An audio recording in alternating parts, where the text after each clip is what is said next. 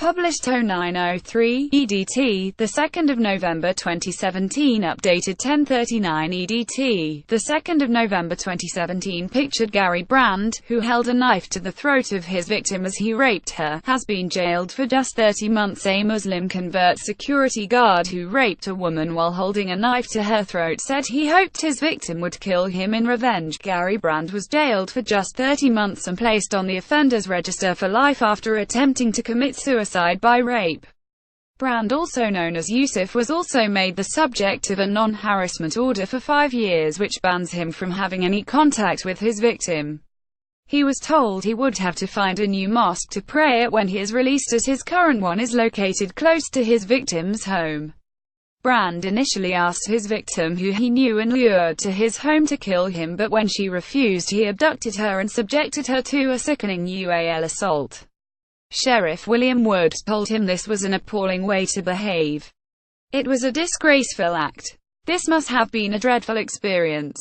You invited her effectively to kill you. You wanted her to end your life and she refused to do that. For reasons only you can know, you decided to act this way. You prevented her leaving. You presented a knife at her and detained her against her will. You pushed her onto a sofa and covered her mouth to prevent her crying. Brand then forced the woman into the bedroom where he hauled off her clothes before carrying out the attack upon her. When he was told by the sheriff that his details would be on the sex offenders register for life, Brand shouted, "Life, that's a bit harsh." Solicitor John McLaughlin, defending, said Brand had told a doctor he was feeling suicidal but felt that he had not been listened to or had the information acted upon. Mr. McLaughlin said he can only apologize to all concerned for what has happened. Looking back, he realizes this was a huge mistake and entirely the wrong way to deal with the problem. He accepts his responsibility. He should never have put her through that ordeal. It will have a lasting effect on her, and for that he is truly sorry. Fiscal Deputy Michael Sweeney said Brand, 49, had known his 50-year-old victim for many years and had arranged to meet her after being told he was losing his job. She was too frightened to move. She did not know if he was still holding the knife. The accused warned her not to tell anyone what he had done. Around the 21st of June, he informed her by telephone that he had been speaking to his psychiatrist and told him that he wanted to rape her so that she would kill him and that way his problems would be over. She was concerned by what he had said but felt it was due to him being at a low point and being emotionally charged, Mr. Sweeney told the court. He attended her place of work and suggested she should visit him for a chat and a coffee. She still felt very uneasy about the conversation he had with her.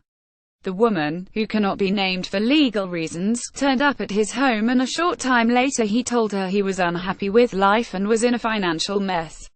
She told him she didn't know what she was supposed to do, and he said she should just kill him and it would all be over then. Due to his demeanor, she stood up and said she wanted to leave.